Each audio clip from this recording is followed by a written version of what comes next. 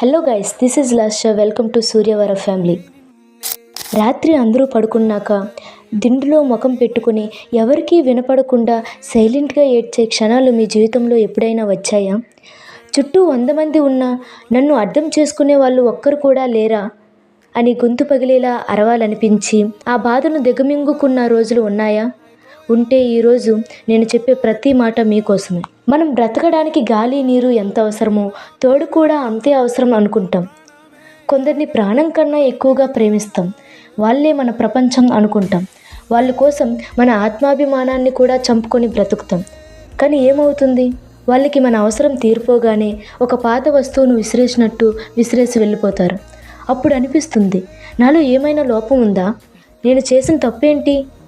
ఇంతలా ప్రేమించినందుకు నాకు దక్కిన బహుమతి ఈ ఒంటరితనమేనా అని మనల్ని మనం నిందించుకుంటూ కుమిలిపోతాం. కానీ నేను చెప్తున్న ఈ మాట గుర్తుంచుకోండి.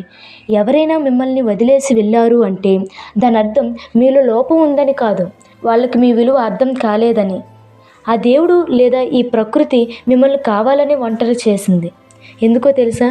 నకిలీ మనుషుల మధ్య ఉంటూ నిన్ను నువ్వు కోల్పోవడం కంటే ఒంటరిగా ఉంటూ నిన్ను నువ్వు వెతుక్కోవడం చాలా ముఖ్యం. కాబట్టి ఒంటరితనం అనేది ఒక శిక్ష కాదు, అది దేవుడు మీకు ఇచ్చిన అద్భుతమైన వరం.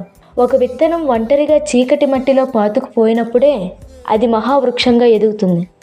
మీరు కూడా అంతే. ఒంటరిగా ఉన్నప్పుడే మీలోని నిజమైన బలం ఏంటో మీకు తెలుస్తుంది. కన్నీళ్లు వస్తే తుడవడానికి ఎవరూ రారని తెలిసినప్పుడు మీ చేత్తోనే మీ కన్నీళ్లు తుడుచుకోవడం నేర్చుకుంటారు. ఇంకొకరి ప్రేమ కోసం అడుక్కోవడం మానేస్తారు. ఎవరైనా వస్తే సంతోషం, రాకపోతే ఇంకా సంతోషం అనుకునే స్థాయికి మీరు ఎదుగుతారు. ముసుగులు వేసుకుని నటించే మనుషులతో కలిసి ఉండడం కంటే తలెత్తుకొని మీ నీడతో మీరు ఒంటరిగా నడవడం వేల రెట్లు గొప్పది. కాబట్టి ఇక మీదట నేను ఒంటరిని అని ఏడవకండి. ముందు నిన్ను నువ్వు ప్రేమించుకో. అయినా మీరెందుకు ఒంటరి? మీ బాధను పంచుకోవడానికి ఇక్కడ ఒక ఫ్యామిలీ ఉంది. నేనున్నాను కదా.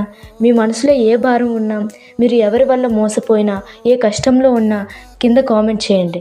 నేను ఆ కామెంట్ చదివి ఆ బాధ నుండి ఎలా బయటపడాలో చెబుతూ మీకోసం ప్రత్యేకంగా వీడియో చేస్తాను. మీరు ఎప్పటికీ ఒంటరి కాదు. మనమంతా ఒక ఫ్యామిలీ.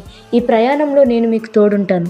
మీలో ధైర్యాన్ని నింపే మన సూర్యవర ఫ్యామిలీలో చేరడానికి ఇప్పుడే ఛానల్ని సబ్స్క్రైబ్ చేసుకోండి. మళ్ళీ వచ్చే వీడియోలో కలుద్దాం. ధైర్యంగా ఉండండి. Take care. బాయ్.